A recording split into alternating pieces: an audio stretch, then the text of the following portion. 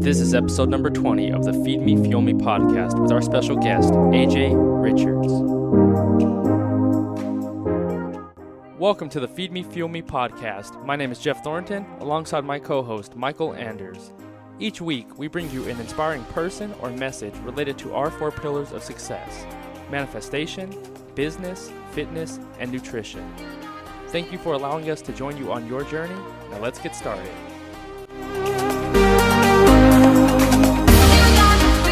Hey, what's going on, family? It's episode 20 of the Feed Me, Fuel Me podcast. Durr is here with Jeff, and our special guest today is AJ Richards of Rush Club and CrossFit Mesa, Rush RX. Welcome to the show, brother. Thanks for having me, brother. It's exciting. Definitely. You got a lot of big things on the horizon, so we want to dive into a lot of what you got going on. Cool. So real quick for the audience, let them know who you are, where you're from, and kind of your evolution in as a human being and as a businessman up to this point. Yeah, for sure. So I'm from southern Utah, small town called St. George. It's about 2 hours from Las Vegas, between there and Salt Lake City, about 4 hours from Salt Lake City. So grew up there my entire life. The majority of my friends were my cousins. I have a very large family, cowboys, bunch of hicks, right? Okay. And I wouldn't have it any other way. Our last family reunion this year had 1,035 people. Wow. Oh, my God. Yeah, so when I say big, it's big. Yeah. Right? So a lot of them live there in St. George, Utah, and so that's who I hung out with, right? So turned out to be sort of a sheltered upbringing, right? Because small town plus hanging out with just family. Right. Didn't realize that till later on in my evolution, like you mentioned. So anyway, really loved the place, but ended up being brought down here for a job with a pest control company after serving in the military. So I joined the National Guard, the Utah Army National Guard, there in St. George, Utah. We deployed in 2005 to 2006 to Ramadi, Iraq.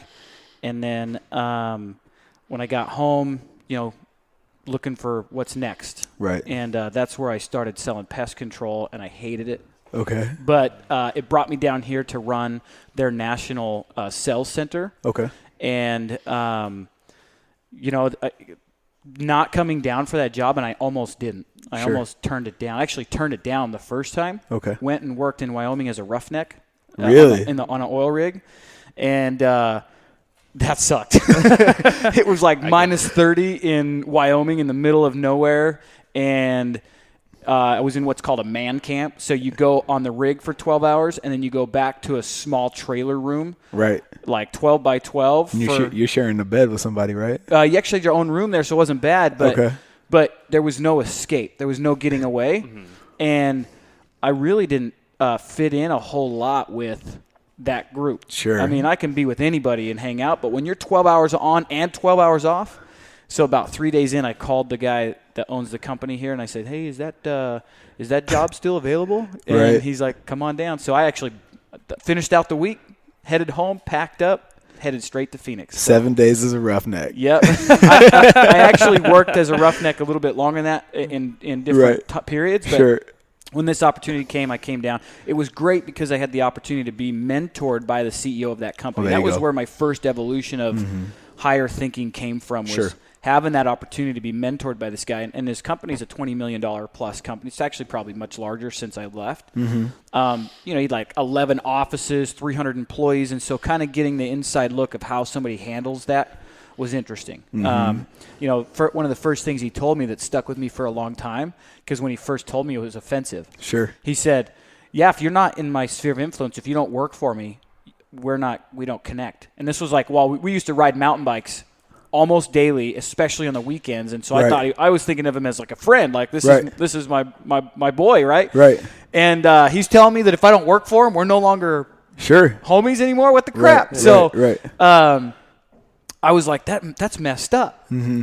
Well, now doing what I do with Rush RX and CrossFit and Rush Club. Yep. As busy as I am, as many people as I have to keep up with and connect with. Right.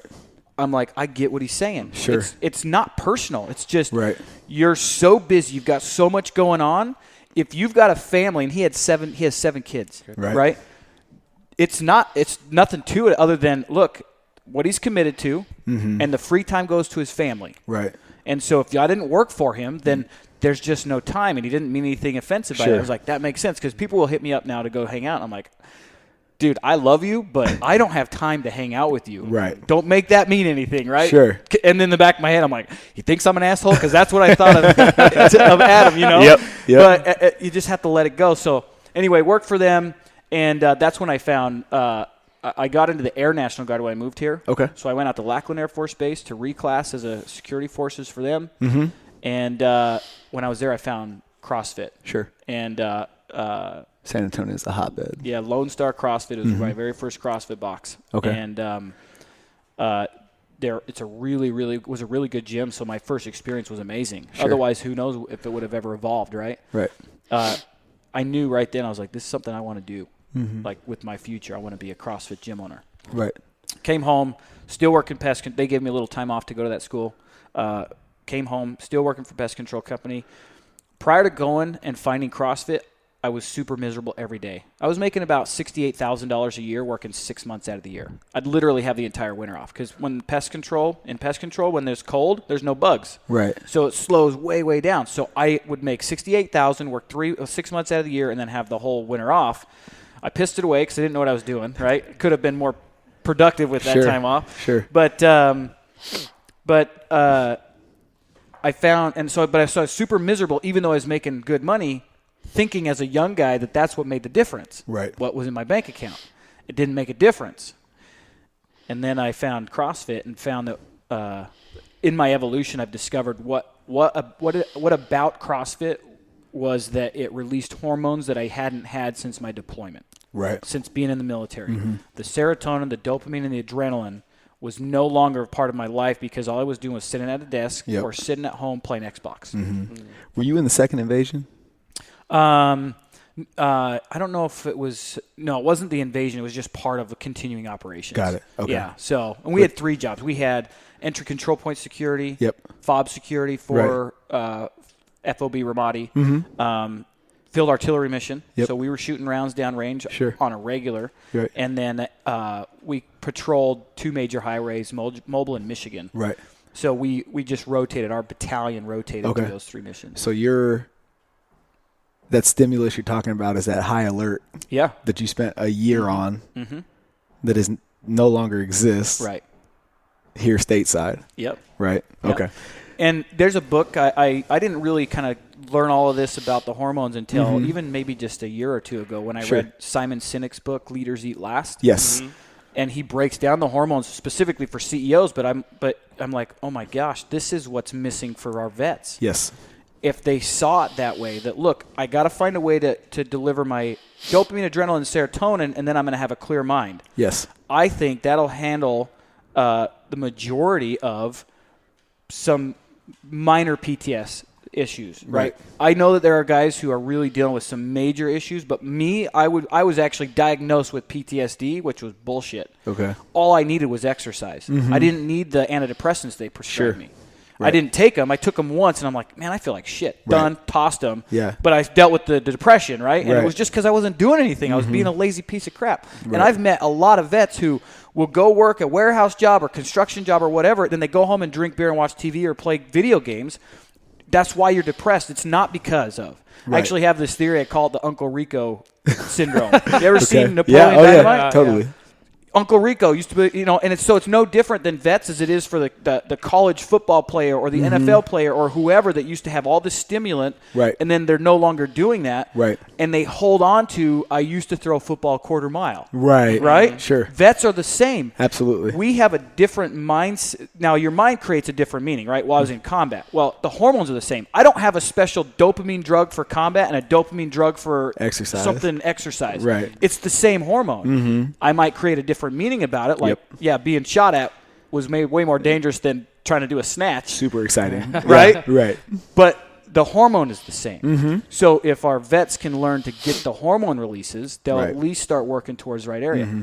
Now, once I did that, what I found was I was more susceptible to opportunities and ideas that I wasn't prior because I was more centered, more focused. That's when I said, why don't I go start a CrossFit gym? Right. And then that's doing that. And then I said, well, why don't I do this thing called Rush Club? I've got this cool idea for Rush Club. So so that's kind of a little bit of the evolution there. So, yeah. Okay. Interesting. That's very interesting. Yeah. What I find awesome about the evolution of Rush Club and the timing of Rush Club, the evolution of that game is almost parallels the Grid League. Yeah. Right? Timing wise. Yeah, dude. It's crazy how similar. But the cool thing is, because I don't see them as similar by any means, outside of the fact that you're moving weight and doing the high intensity shit at a high level. But more so the fact that where the Grid went and embraced specialization, if you can cycle a 315 barbell, that's all you're going to do. Yep. If you can do 1,000 muscle ups, that's all you're going to do. Right. You guys went the other way and you went weight class based. Right. And so now you have people who are light and fast doing light and fast shit. And then you got the heavyweights moving big loads for high volume and sprinkling in some more, advanced gymnastics for a big guy. Right. So in your mind's eye, when you were incepting all of this, because obviously both those ideas are available to you in inception, what made you go this way versus that? So it's really funny that you say that, because when we first started Rush Club, we were also working on a project called the National Grinders League. Okay. And it was exactly what Grid is. Sure. To the T. I mean, there's some specifics that they have, like the names of their workouts and things like that. But we were playing with, do we go this route with the teams and make it a professional league of teams for the functional fitness sport, or do we go the UFC route and make it the individual head-to-head weight class route? Right. And, just inspiration, God being there and saying, hey, whatever, right? The thought process, we ended up choosing the UFC style route, which is Rush Club, and dropping National Grinders League. And like 2 weeks after we made that choice, Tony Budding came out and talked about Grid. And I was like, oh, thank God. Because I do not have the funds or the big name like he does. We'd have been crushed right away. Sure. Because just because of his exposure. And so that was a total blessing for us to have chosen the way we went. And then just seeing the evolution of what we've done with Rush Club and having it be weight class and having it be so enjoyable by everybody, because it's head-to-head, it's simple to watch. Yep. It's simple to digest. I've had many people tell us that we make functional fitness digestible for the everyday person who's not even in fitness. Right. Like, we have people who don't even go to the gym come to our show, and they love it because it's easy to follow. Just like how many people watch UFC that actually do MMA? Right. Like 1% actually do MMA. Right. But head-to-head is easy to follow. So yeah, that's kind of how. Well, here's the thing that strikes me from a strictly entertainment value standpoint. Yeah. When you watch Rush Club, because CrossFit, functional fitness at a competitive level, especially when you're talking about the training regimen that goes into it, is no longer for the average man. Right. That's right. Right. There's so many hours to go into it. So much attention to detail that you just can't pack into a 1 hour class once a day. So when you watch Rush Club, you're, like you said, it's easy to digest, it's easy to follow, and there's, for the most part, a clearly definitive winner. Yeah. At the end of the day, but when you watch the head-to-head part is what I'm getting at, because when you watch like the CrossFit Games, and you have 10 competitors across a tennis court, and were it not for the fact that they have to move that barbell from after so many reps, it's really challenging to figure out who's in first place, right? Or and now with the evolution of Rush Club, you guys are really starting to attract some really solid competitors. So now people, can come watch their favorite competitors on that stage and really see how good they really are. Right. Because when there's 10 of you and you finish in 4th place, it's like, 4th place. But when it's head to head, coming in second is a big deal. Right. Second's a loss. Right. Second is last place. You know what I mean? So the context is, it's a much grander stage. Yeah. We've been told by many of those athletes that are already that go to the highest level of functional fitness and competition that their experience of Rush Club is more intense than the CrossFit Games. It's all or none. Because everybody's watching them. Coincidentally, it's also more intense for the judges. Yes. But it's more intense. Lindy Barber said that she goes, I've never been more nervous walking out on stage. And after it was over, they're exhausted because of the intensity of the energy. The workouts are only 7 minutes long. And Lindy Barber trains with Rich Froning every day. Yeah. So. Yeah. Totally. Yeah. The workouts are 7 minutes long. So the work capacity isn't what wipes them out. It's the energy. It's the intensity of the environment. And if you come to a Rush Club or you watch it, it's intentional that we get the audience as close as possible. What I'm trying to maintain for as long as I possibly can is the original Fight Club of fitness feel. Right. If you go back to Rush Club 1 at the Deuce, our athletes were literally stepping over people to walk out onto the floor, and they were worried they were going to drop barbells on them because they were so close. Well, I can remember doing that stupid ass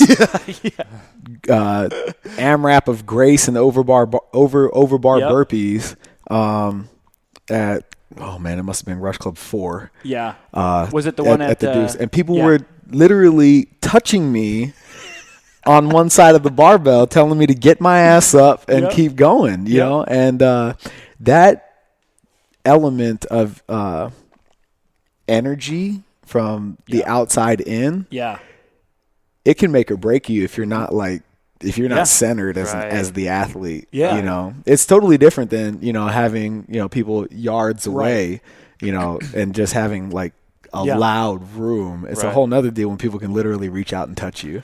Well, and that's kind of one of the new elements that got brought to this unintentionally, but just what developed was, we give the workouts 30 days in advance. We want people to be set up for success. When they show up, we want them to know exactly what they're doing. Dialed in. And so what we see now is if they do well. Because the last thing you want is to show up, not have given the duel the attention it deserved, and then screw up because you are so overwhelmed by the energy. Right. And my dog's here for the listener. If I'm a little distracted and he's finally getting comfortable. But if you didn't practice, the non-practicing on top of the energy will show up. And we've seen that. Yeah. We've seen it, right? And so when you give them the workout 30 days in advance, they know exactly how they're going to perform every rep. Then they come in and they've at least removed that. Right. Now they can just handle the energy. Right. But they already know how they're going to perform. Sure. So it's amazing what energy does to performance. Right. Because especially in the realm of functional fitness, you've done 1,000 thrusters, you've done 1,000,000 pull-ups, burpees go for days. And then, you could take a simple workout like Fran, and put it on that stage and you're going to PR that workout. Yeah, you will. Guaranteed. Yep. Or completely shit your pants. Right. It's either or if you didn't prepare. It's black and white that way. Yeah. It's really interesting because, like you said, having that 30 days to prepare, you can dial it in, you can figure out your tempo and all that kind of good stuff. But if you're not with it from the inside out, it's so easy to get off your game plan because even though you've set the stage for these athletes by weight class to play to their strengths in terms of load, tempo, and volume.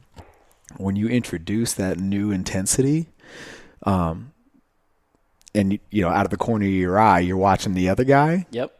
That can just completely destroy everything that you've been working on for the last 30 days. Yeah. And it's crazy to think because even I go back to the last Rush Club that you hosted. That room, I mean, the energy was insane, man. And like the part where I think it's interesting is that you sort of find the characters that you like the most when you see the competition happening, because it gives that gladiator style. So you can see the room sort of divide in a way. So you're causing this energy to go through the roof and amplify because you had this half of the room is mixed with this other half that's competing or that's cheering for this other person. And it's amazing how you built that out, man. I think, and you said it's just interesting to see how you think like the top competitors or the guy you sit next to, how they're able to handle that energy and convert it into a positive manner instead of just completely shitting the bed. You know what I mean?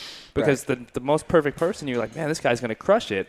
And you see the person who maybe not be as skilled in your mind, they end up doing it, but doing better because they can handle the pressure in that situation.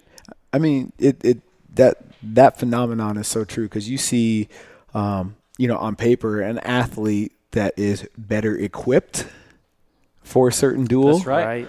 But, athlete B just has a better mental game and can, even though they're moving slower, they might be moving smoother. Right. And, while this one, athlete A jumps out in front, athlete B is just creeping on that lead until those last final couple of reps, and they just hit the gas and then, I think it would be safe to say that some of the best CrossFit Games athletes in the world could be beat by no-name incredible athletes in this stage. Right.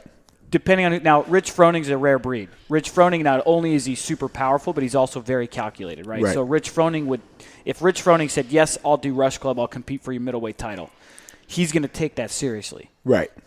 But that's because Rich's mental game. You watch him in a competition, it looks like he's getting faster, and in reality, he's continuing the same pace from the beginning. Right. When everybody came out hot and then they slow down. He's just a really well-rounded athlete. But there's a lot of athletes at that level that aren't that calculated. That I could grab somebody who's just super fit that nobody really knows of, who maybe didn't have the work capacity to do 3 days of competition, but one time at 7 minutes would smoke 90% of them. Sure. So part of this evolution for us is getting to the point where we can start developing our own champions, developing our own superstars, if you will, right? Because right now, we have to lean on the celebrities already built through Rush Club or through CrossFit competition, and and fortunately, we've got a great relationship over at HQ. So because we're not a test of fitness, we're expression of fitness. Sure. They've got that down. We don't need to, get into that world, and we're not interested in that. Right. So we've got to find athletes that we can start building up and bring awareness to. And it's a one and done competition. Right. One match, 7 minutes. If you trained your entire, training career for that, then you'll do well. That's what matters. Right. And, my goal someday is that at one duel is a 6-figure income. You compete one time and you hold the title, that's a 6-figure income. So now training for a 7-minute one-time workout is your life. It's your livelihood. Sure. That's what I'm working for. So, what I dig is, because as I understand it, the grid has set workouts. Yeah. Right. Yeah. Whereas the variability for which you train. So let's say you do hold the title. Right. Whatever the workout was where you won it, you're not going to do that same thing the next time. It'll be a different. So you still have to, maintain your well-roundedness as much as possible. Right. We've thought about that, but I just can't seem to, because like what you're saying, I agree. I just can't seem to get away from, or I don't want to get away from them having to be able to do, a dozen rope climbs and then at the middleweight, right? And then go snatch 255 pounds or something like that, right? So they've got a well-rounded base. But we've talked about, what if we made set duels and started naming them and that kind of stuff? Because that's what Grid does, and it's a cool idea. Right. But I think for us, it's best to just stay with the opportunity to have something new on the stage. And, August Smith's our head programmer, East Valley CrossFit, owner of Iron Athletics. And what's great with August being our programmer is he's just really good. And he's also really committed to looking at the athletes and discovering what their capabilities are. And then in the beginning, it was like, hey, August, I need you to not program to test their fitness. When you're a coach like that and you run a gym who's had teams go to the games and it's all about testing fitness, it's hard to get away from that. And he took it on. He's like, okay, I'll figure that out. The first couple of Rush clubs, we had people fail. And we actually don't want anybody to be on our stage and fail. If it's programmed the right way, the only failure you might see is not taking first. Right. Or you didn't plan or prepare, right? But I'm not going to I don't want muscle-ups programmed to the point where you can't do them. Sure. You should be able to complete those all the way till the end, right? If you can't, then we're testing your fitness, and that's not what we are.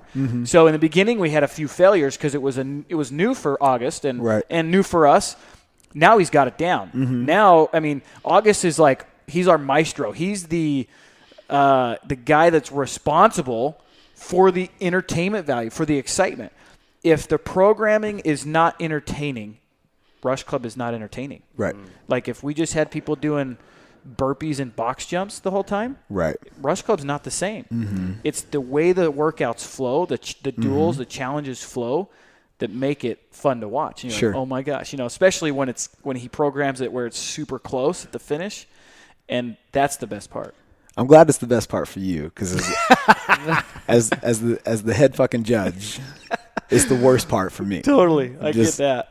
I'll let you want it to be a shutout because then it's easy. I don't need it to be a shutout, but give me like a 5-rep window. You know what I mean? When you got guys throwing the ball over the shoulder at the exact same time, and it's a photo finish, and you got everybody in my ass about it. It's like, especially when we don't have the technology yet to back you up with like instant replay slow mo. I'm like, look, man, I'm doing the best I can with what I got. Yep. Exactly. Thanks, AJ. Yeah. Appreciate it, August. Yeah, you guys are awesome. That's awesome. No, man, I think having competed in Rush Club in the early days before you evolved to this format, it's awesome to see how it's progressed. Yeah. And what's really cool, it was a local show for a long time. Yeah. And now you guys have grown to the point where rather than fly athletes here, you're taking the show to them. That's right. And so the first road show is coming up in November in Tampa. Yeah. Super pumped about that. Yeah. And it's on the beach. Dude, on the beach. So this event in Tampa is the largest fitness fundraiser in the world in history from what they can discover. Wow. So we were invited to be a part of a much larger event. It's called the 11th Warrior. It's in honor of Navy SEAL who died in combat, Jason Freewald, and it's being put on by the guys at Yellow Ribbon Fund and Companions for Heroes. They're putting this all together, and it's called the 11th Warrior. And so I ran into these guys at the CrossFit Games, and they said, hey, we hear you're doing your show Veterans Day weekend as well. And we were going to do it in St. Louis. Would you like to participate with us in Florida? And right. St. Louis in November. Oh man, miserable. I went there for basic training too, so I don't know why I even agreed to that in the first place. But so I'm like, well, let me talk to my team. We've already got some things in motion for St. Louis, but I see the value of this. And would like to be a part of it. I mean, really, we chose Veterans Day weekend because I wanted to have it be a part of veterans. I'm a vet, and I want to, one of my goals is to show vets what's possible. Sure. Right? And not just to know that they're, dude, look, if you were any sort of squad leader or anything like that, you know how to be a CEO. You may not choose to be, but don't sell yourself short. Right. You're given a mission to execute, and you don't know exactly how to do it, but you got to make it happen anyway. And then when shit hits the fan, you better pivot and make it work. That's entrepreneurship. That's entrepreneurship. Yeah. If they knew that, they wouldn't come home and think they weren't qualified. Dude, I'm a high school dropout. High school freaking dropout. If you ever read my social media, I can't spell worth a damn, and my math is even worse. That doesn't make a difference. It doesn't make a difference. So anyway, we had some things in motion. I really wanted this to be a part of the Veterans Day weekend specifically, so then to be given an opportunity to go be a part of a much larger veteran event so that the world sees, America at least sees how massive an event, it was too good to pass up. So now it's evolved to where the city of Clearwater Beach has authorized this to be the only event on the beach the entire weekend for 1 million plus people. Wow. That's beautiful. Nobody else is authorized to be on there running any sort of event. Right. SOCOM, Special Operations Command, has partnered with the event. They're going to drop a team of ops guys from the sky to opening ceremonies. Solid. The local Coast Guard is going to send out a bunch of people to Rush Club, and they're promoting, the Rush Club. And Red Bull came on as the main sponsor, and they've got some sort of special presentation that they're planning, and apparently they're not telling anybody, even 11th Warrior organizers. Probably going to be an air show. Dude, Red Bull keeps everything under wraps. They do, yeah. Like, you can't even get Red Bull apparel. Yeah. I used to train a Red Bull sponsored downhill mountain biker. Nice. And I used to, hey bro, hook me up with some gear. He's like, I can't, man. Yeah. Like it's in their contract. Yeah, the hats. I can't get you a shirt. Yep. No hats. Yep. No nothing. Like if you see somebody rocking Red Bull stuff, either they're really tight with an athlete or they are a sponsored athlete. Yeah. Like nobody else gets their stuff. Yeah. Yeah. Dude, yeah. It's awesome. So that's cool, man. Yeah. So it's going to be a massive event. There's a balance because I'm super privileged to have been invited to be there, and they did it because of the focus on veterans and because I'm a vet. But it's a balance because I don't want to take away from the main weekend, but still put on a powerful show. Oh no, absolutely. So anyway, but it's great. It's phenomenal. We definitely want to do stuff with these guys again in the future, but Clearwater is going to be massive. I mean, so to have this be our first show on the road, and the timing was perfect. Right. To have this be the first show on the road and have it be this one, it's going to be great. Well, it's interesting because you always hear, like, us as entrepreneurs, we're always talking about there's no such thing as overnight success, right? I love that. Right. And but for a lot of people working 9 to 5s and stuff like that, they're like, oh, you just hit a gold mine, and blah blah blah blah blah. Nobody wants to talk about the 10 years of other shit that led to this point, right? Yep. So the way I see it for Rush Club, this is your launch pad. Same here. Yeah. You know what I mean? You've done a lot. Yep. And you're kind of on the map, but you're like Abilene. You know what I'm saying? Yeah. This is going to make you Dallas. That's right. You know what I'm saying? Yeah, totally. Yeah, we feel the same way. Yeah, exactly. And I'm glad you said that because that's so true. You see somebody that you think, man, that's overnight. Well, you didn't see everything that went into it. And that's how it is going to be for us. All of a sudden, we're going to be on the scene. And if they only knew I mean, I've got pictures of me sweeping up after a show by myself. Sure. Because fortunately I had the gym, so I had a flexible schedule. Stacy had to go back to her regular job. I had to show up on Monday morning and sweep out and clean up all the beer. Rush Club 1. Yeah. I had to go sweep up the floors, meet the guys there to haul off the bleachers and pick up all the beer bottles and beer cans in the venue just to be respectful to the venue. Sure. And someday when I'm flying across the world in a Learjet going to plan Rush Club in Australia, right? That's where it started. And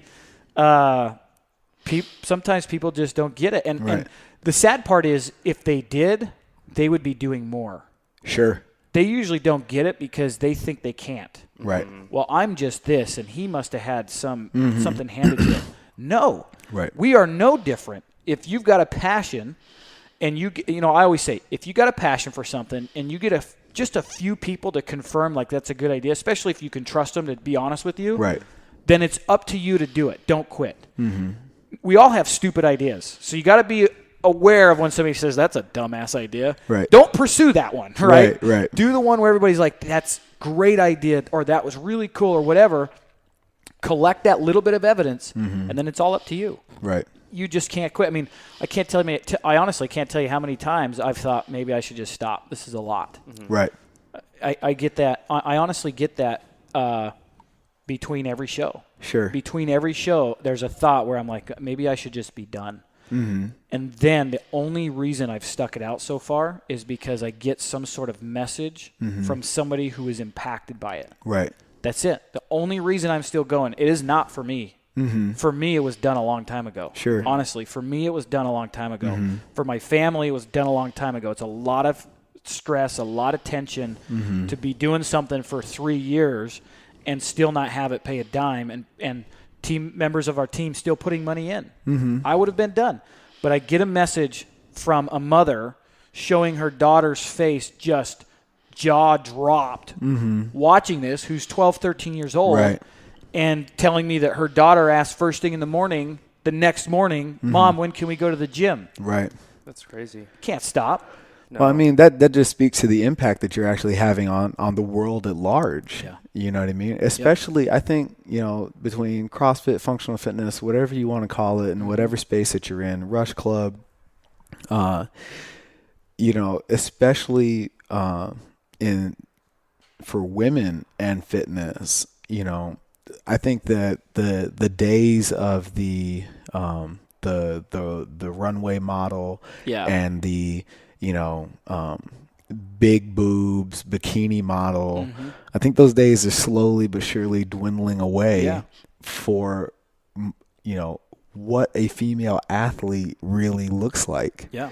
And that it's okay to touch a barbell, to be strong, to lift heavy, to do all of those things and maintain your femininity at the same time. Yeah.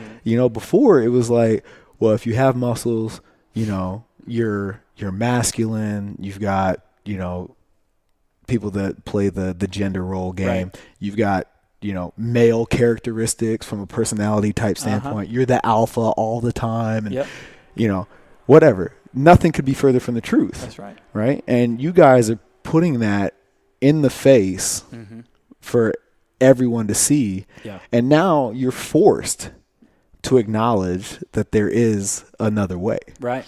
Yeah. I mean, being a gym owner as well as I do, that one of the number one things I deal with women coming in is being worried about putting on muscle mass and they're going to look masculine. Right. And I usually tell them, I said, look, here's what I want to train you for. I want to train you to have your body do naturally what it's meant to be. Right.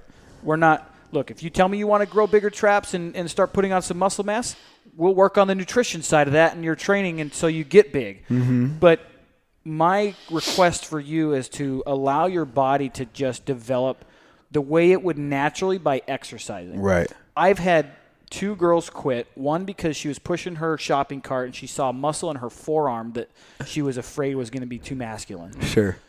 So she quit. And then I had another quit because her husband, freaking loser, said, your hands are too rough. Wow. So she quit. And I'm like, oh, so be weak and not be able to take care of your kids and unhealthy because your hands are too rough. And, I wanted to smack the dude in the face. But, cocoa butter to fix all that. Yeah. Come on. There's ways to handle, but you're right. So now you're seeing these girls like Shauna Duvall, Melissa Popovich, Charisse Chan, even our heavyweight women, Jen Dancer and Akinwale, and our middleweights, Lindy Barber. I mean, they're beautiful women, right? And they're strong and powerful, and it is changing. These are, we're bringing back the Spartan women, right? Yeah. That when the men are out doing battle, they can hold it down. They can hold it down, whether that's at work on their own, they hold it down for themselves, or at their home with the family. We're bringing back what that looks like, and really saying, hey, look. You got duped by marketing. We literally, that's what you got duped by apparel salespeople, big marketing companies that you should look a certain way. Sure. And Victoria's Secret had you think that you needed to look this way. Right. Telling you what, when that ass fills out that underwear, maybe that was a little too much, but that's way better. You're winning. Yeah. And it's changing, right? And I think what's cool is the fitness world is leading the way in that. It's going to be the high-end fashion world that follows instead that has to of lead. catch up. Yeah. Yep. So that's pretty cool. Well, no, it's super cool because watching even our female athletes at PHX, watching them come in as brand new members who are coming from that treadmill life, or I don't know how to use any of the equipment in the gym, and they're super apprehensive about fitness, period. Watching them walk in the gym, know exactly what's going on, demonstrate confidence under load, and just really get after workouts is awesome. And I think it's one thing that to say you understand it, but it's a whole nother deal to go through the experience and understand that it doesn't matter what program you follow. Your body is going to do what your body is going to do. Yeah. You know, and that's why, you know, professional baseball players aren't football players. And, right. And that's why, you know, soccer players aren't softball players. Yep. You know, you can play a bunch of sports, right, but 9 times out of 10, you can only excel at one because that's what you're built for. Yep, exactly. You know what I mean? If you're not 8 feet tall, you know, basketball is probably not your thing. Yeah. You know what I'm saying? So having gone, you know, and functional fitness allows people to explore enough modalities that you figure out what your wheelhouse is and you accept it for what it is. And then you dive into everything else as a challenge accepted. Yeah. You know? Totally. Yep. And that's the stage that Rush Club presents. Yeah. Go ahead. I'll let you go expand on your thought, but even Rush Club, what sticks out of my mind is how you open the category for adaptive athletes as well. Yeah. Because seeing these guys in wheelchairs, one arm, you know, or no legs, things like that, and they're doing what the guy that stands on my mind is doing med ball, you know, wall balls. With one hand and catching and doing it seamlessly, you know, smooth. Yep. Like seeing that, you see that the fitness that you've opened up, it's not just to one demographic, just the man with 2 legs, 2 arms, a woman with 2 arms, 2 legs. You have these other categories where people can say, wow, that is freaking impressive. You know, see somebody with disabilities, so to speak, you know, you would look, how are they able to do these types of things? Yeah. And they're crushing workouts. They're doing more than people who have the ability or have the full function of their body. Yeah. How'd you open that category up? I mean, that's something I want to understand. Well, the idea came from seeking a way to end veteran suicide. That's the foundation of where it came from. And so my thought process was, I've been blessed, and at the same time, it's a tragedy. I've got one person really close to me and to my buddies that killed himself in 2012 after our deployment. So that's always been a thing. And it was the guy that you would never expect, which was probably the why I put so much thought into it. Is I just didn't get it. None of us did. We're like, seriously? Right. Denz was the one who did it? Yeah. Because I knew dudes who were skittish as hell over there the entire time. And Denz was like, let me carry the freaking 240 Bravo, you know, and like the first one looking for a firefight. And so why, right? Anyway, so that evolution came from, okay, look, I've got this opportunity. And I started seeing like Derek Weida and Derek Carver doing what they do, and I'm like, these dudes are insane. I mean, these guys can do more than most people I know, and they're vets. Right. And I'm like, what if I put them on the stage, and since we're head-to-head, I could put missing leg and steel program and have it equal. Not, you know, we're not making you a sideshow. We're not making you special. You just earned it, and we can put you head-to-head, and it's got to be earned. Right. You know, frankly, I get people that message me that are fat and out of shape, and they want to compete that are adaptive just because they're adaptive. Right. And it's because they've been catered to for so long. And I'm like, oh, no, sorry. You got to earn the shot on this stage. You don't come up here just because. Sure. You got to earn it. So seeing these guys, and so at first I was like, man, if I put Derek Weida on stage and he competes and he crushes it, how can any other veteran with all their limbs deny that there's still stuff to do? There's still work to be done. Because Derek, one of the things about his story is he misses combat. He wanted his leg taken off early so he could go right back. Right. And so he went through all the depression and stuff because he wasn't active, and then he found Tough Mudder, got him out of his depression. Right. Anyway, so we created the head-to-head adaptive athlete division first for veterans to hopefully get inspired by other vets who lost limbs and they're still freezing to quit. Well, then I'm like, well, wait a minute. There's an entire world of people missing limbs, you know, and what could we bring to the table that's different? Well, what we bring to the table that's different is we don't separate them. They do have their own division, but it's no different than a lightweight male and a heavyweight male. Right. It's a different division. We don't have, there's the Olympics and then there's the Paralympics. We don't have that. Right. There's just Rush Club. And on Rush Club, you'll see at any given weekend both adaptive and non-adaptive competing on the same stage just for their own respective titles. Sure. You know, the only reason there's an adaptive division is when you're missing a leg, you don't have the ability to do alternating pistol squats. So we adapt not because they're not capable. It's just if I was the middleweight champion and Mike Gallardo's the middleweight champion of the adaptive division, I would have to adapt the workout for the exact meaning of that word. Sure.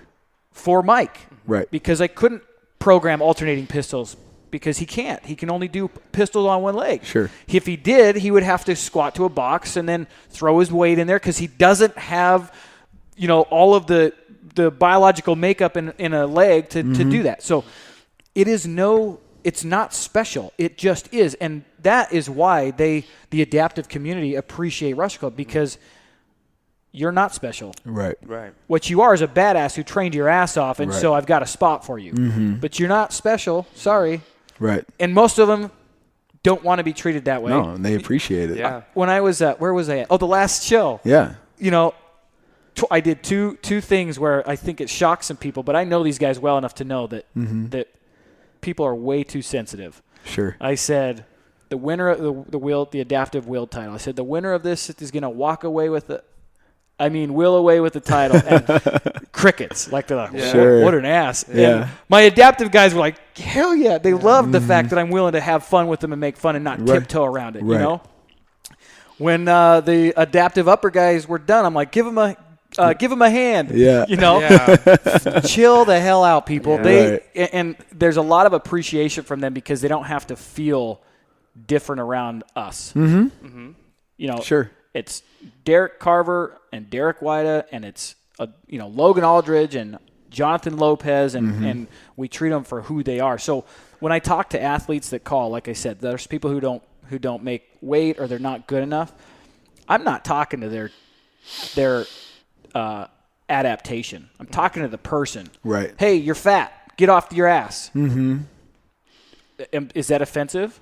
Well, if you think calling somebody fat is, I guess, but it's not offensive because I'm just happen to be saying it to somebody in a wheelchair. Well, at the same time, you're not trying to set anybody up for failure. No. The last thing you want is to invite somebody in to compete and they just get blown out. Yeah. A, that shit's not entertaining. No. B, it's demoralizing. Yep. You know what I'm saying? We've had that before in the early days. Yeah, even though you level the playing field by with the adaptive division and all that kind of good stuff, technically, they have the same impairment, if you will. You still have to be in competitive condition. Right. Period. And if you don't train for that, there's no point in you being on the stage. That's right. And that's not exclusive to anybody. Right. That's any division, any category, male, female, adaptive, fully capable, whatever. You can't. That is an inescapable truth. Yeah. So one of the things that's hard to talk about in the adaptive world, and it's hard to talk about because it's hard to really kind of make sense of or describe. I've been getting hit up recently a lot by people with MS and CP. Sure. And the mental stuff. Well, no, it can develop to that level, right? But like if you have cerebral palsy, it affects like motor control. Motor control, right? Well, look, we exist to inspire people, but we're still a stage for entertainment. Sure. If you can't move athletically because of the disability that you have, the adaptation that you have, you don't qualify on our. We don't have a spot because this isn't your platform. It's not your platform. Right. Now, what I want them to, what I really try to get across when they reach out to me is, look, let us inspire you and do the most that you possibly can with what you're dealing with. But I'm sorry, we don't have a CP division. We don't have an MS division. Now, I'm not going to ever say never. I'll never say never. But at this moment, I just don't see that being what we do because we are still entertainment, right? You still have to move really well athletically. Look, if you're paralyzed and you're freaking Zach Rule or Mike Mills. That dude's a hoss. Yeah, Zach's a monster. Mike's a monster. Zach's missing his legs. Mike is paralyzed, but they're both dragging sleds across the stage. Mike holds a Guinness Book of World Records for pulling an SUV 100 yards. with his hands pulling on a rope and dragging an SUV behind him. Mm-hmm. That is a feat of athletic strength. Sure. So we have a division for you. Mm-hmm. So it's hard because I'm the last guy that, because of what I'm so committed to, that wants to crush anybody, right? And so they reach out. I'm like, oh, damn, I'm sorry. We just don't have that division. Sure. And but you know what? At the same time, it's like if you choose to be offended and read into it the wrong way, that's on you. Right. So. Well, I mean, at the end of the day, man, you're doing a lot to inspire Thanks. a lot of people. Yeah. And, we should all be so fortunate to have the impact that you obviously have. Mm-hmm. I appreciate that. So, I mean, I know I'm your head judge and everything. I appreciate you allowing me to be a part of that journey. I'm glad you are. But from the outside looking in, man, whether I was a part of it or not, there's a lot of truth to the inspiration that you provide. Yeah. And you should hang your hat on that. Thank you. Absolutely. Couple of things I would like to say about, since we're talking a lot about entrepreneurship, because this is something that, I like putting myself on blast, like showing my weaknesses so people can learn. Like, you got to be honest, man. Yeah, and I've got nothing about, like, it's really hard to I talk more shit on myself than anybody could ever offend me, right? Right. So one of the things, couple of things. First of all, I'm privileged to have the role that I have, to have been able to create what I did, and get to be the guy who's kind of the face of, right? It's a really cool privilege to have that. And it does not exist without my team, without you, my head judge, without August, our programmer, without, most importantly, without Stacy, who's the president of the company, who almost never gets any recognition because she's behind the scenes. When I had this idea, I literally went to her and I said, listen, I've got an idea, but it is not going to happen unless you come on board with me, because I am not an organized individual. Right. Without her, none of this exists. Without her, we don't have adaptive athletes inspiring people. We don't have 13-year-old little girls sitting in the audience totally impressed who then want to become fit. We don't have any of this without her and the rest of my team, who all play these invaluable roles. Sure. Danny flew out to Florida and started meeting with people, connecting with the city, connecting with the chief of police to get security, connecting with, all of these people. I could list every one of my team members and what they do for us. That's extremely important, to find people who accentuate your weaknesses. Sure. And then the next part is, and this is the hardest for me to learn, is to not have, and I just learned the term. I've known this was an issue, but I didn't know what to call it by. It's called founder syndrome. Yep. Wanting to wear the S on the chest, wanting to be the only one known in the company, like it's got to be my idea, and being able to give that up, that you don't, I would just feel, not that I didn't want anybody to contribute, but I would feel like since I created it, if it wasn't my idea, I wasn't doing my job. Right. That is so far from the truth. They call it founder syndrome, that if you can't get out of your own company's way, it won't be successful. I had a vision early on that I would be the guy flying to Florida and making all those connections. Guess who is not the right guy for that job? Right. Me. I am the worst guy for that job. Sure. Danny is brilliant. Danny Page is the absolute best person to have connecting with the points of contact in the cities we want to go to, and our athletes. That is what he's good at. I've got to give up that was the role that I thought I was going to play. Right. It doesn't matter. That's kind of my evolution, is that, I am the only thing that I am pursuing attachment to, and I'm getting much better at this, is my loved ones. My wife and my children first and foremost. That is the only thing that I'm attached to. Anything else, I shouldn't be so connected that I couldn't walk away if it was going to sacrifice that. Sure. Or my integrity and who I am. Right. So the founder syndrome thing, I'm so glad somebody told me that, because as soon as they said it, like I had the concept in my head, and then they said it, and once you have a word to I had the definition before the word, and I was like, oh, shit, that's what I'm an asshole. I want it all, and I'm like, get the hell out of the way, and like now I'm like, to my team, I'm like, I'm going to be over here if you need me. Yeah. But I'll just keep bringing stuff to you. So take my it job, and run with it. That's right. So my job is opportunities. Sure. We just took over Europa. We're running all of Europa functional fitness across the country starting next year. Beautiful. Nice. So it's an area that I pursued. It is definitely not my job to continue build on that. No. It's my job to find it because that's my skill. Yep. Find it, create the initial contact, and then hand it off to the person who can execute, and not feel like I'm not doing my job if I'm not touching everything. Sure. So cool, man. Yeah. Real quick. Yeah. What's one thing that you do to feed yourself every day, mentally, spiritually, physically, and what's one thing that you do to fuel yourself every day? So when I get up in the morning. I used to not get up early, but I started about a month and a half ago, and I've seen a major shift. I get up at about 4:50 in the morning, no later than about 5:30, because I don't need to be anywhere or get my kids ready for school until about 6:45. Sure. So giving myself that space where it's all about my progress has to exist. If you don't find time, and you may hate waking up in the morning, you may despise it, but if the rest of your day is in a way that you never get time for yourself, it's harder. It takes some time getting used to, but once you get used to it, you can't live without it. You'll have bad days when you don't get up. When you miss your alarm, you're like, oh, shit, it's going to be a long day. Right. Even though you got to sleep in. Sure. Sleep is overrated. You do need you need a certain amount for your health, but it's overrated. We think we need way more than we do because we're tired. So I get up. A friend of mine actually last week just started doing a morning meditation on Facebook Live, Chris. Yep. So 5 a.m. he goes live, and so I'll do that. And then I've got a couple of books I'm reading through, so I'll read those as much as I can. I'm a slow reader, so I'll just read what I can and not be overwhelmed by not getting through them quickly. And then pray.